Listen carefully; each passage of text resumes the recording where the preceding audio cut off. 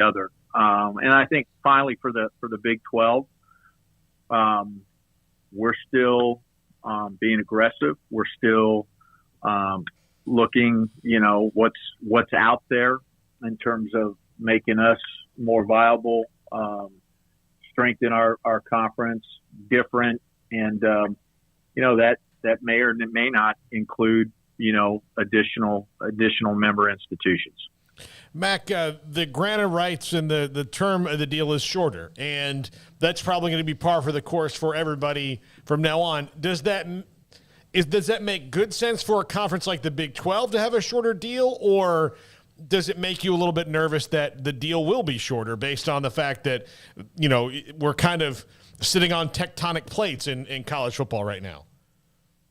Yeah, it's a great question, Paul. And, I think it's, threading the needle, so to speak. And, you've got two contrasting deals, right? You've got the Big Ten deal, which you mentioned is shorter. And then you've got the ACC deal, which is until 2036. And again, I'm not saying, I think that deal, when they made that deal, it was absolutely the best decision. But, in many ways, it's provided security and stability for the ACC. But, you're starting to hear publicly that, from a financial standpoint, they're stuck and maybe, may fall behind in terms of revenue. And so I think there's that balancing act. I think if I were, certainly orchestrating the Big 12 and its future, I would bet on that we're going to be a really viable and exciting conference. We're going to be a conference that's going to grow in value and not decline. And so, if it were me, I would certainly be voting for and in favor of a shorter deal.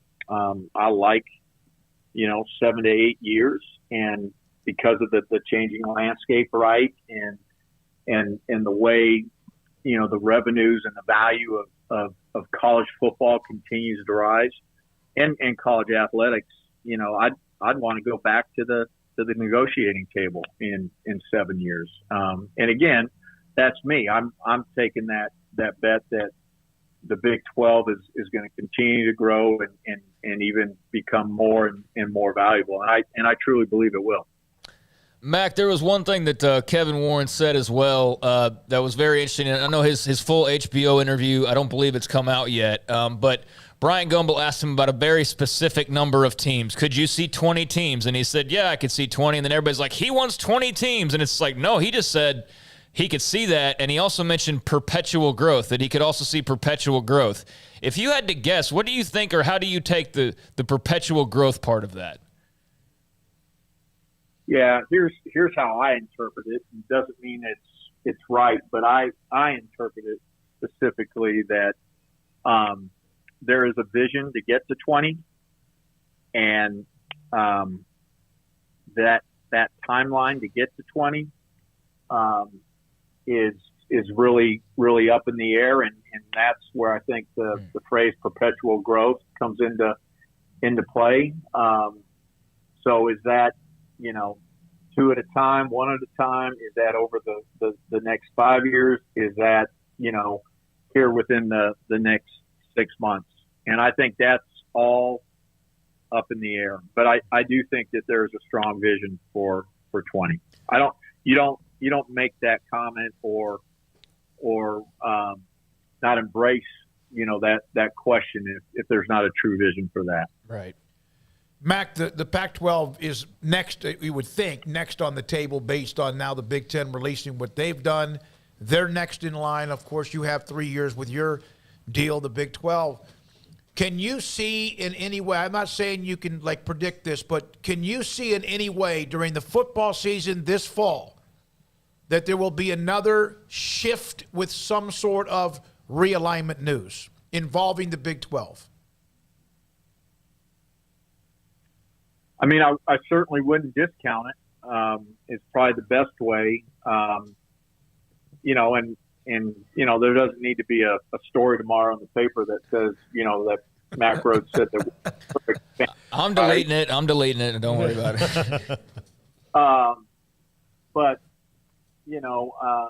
I don't know that sitting here today that I could say, yeah, absolutely not. That's not going to happen. I think, that there's still a lot of possibilities on the table, and none of them may play out, or some or all may play out, and could certainly some of them play out during the season. Yeah, absolutely. I don't know there's anything magic about it waiting until the end of the season. Well, I'll just ask you this as a follow-up, just so we know, we can plan. Do you have even like a 3-day weekend planned in the fall to get away? I'm no more trips into Mexico for a while. So, well, damn. That's not good news for us. It gives us something that's going to spark. There's going to be a forest fire or something like that. On a scale of 1 to 10, from the day that it was announced, the latest part of college football with USC and UCLA, to where you felt on a scale of 1 to 10 with positivity for the future, the Big 12, where are you today compared to what that number might have been back in July?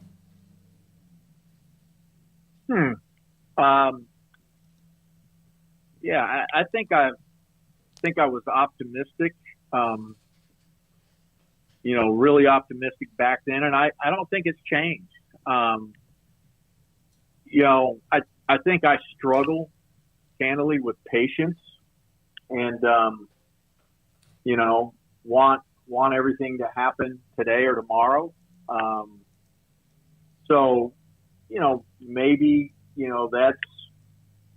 that's diminished a little bit of my optimism, but I'm still absolutely positive. And so to answer your question, I've done a great job this interview, I think, of not really answering any of your questions. But I think, probably, a 9, 10, back then. And I don't think I'd come off that number. I'm still extremely optimistic about the future of the Big 12. Are you running for political office? Never. Yeah, smart. Very move. smart. Very, very smart. Mack Rhoades, Baylor Director of Athletics, with us, Sick on 365 Radio. Mack, I don't know what everybody that covers college football is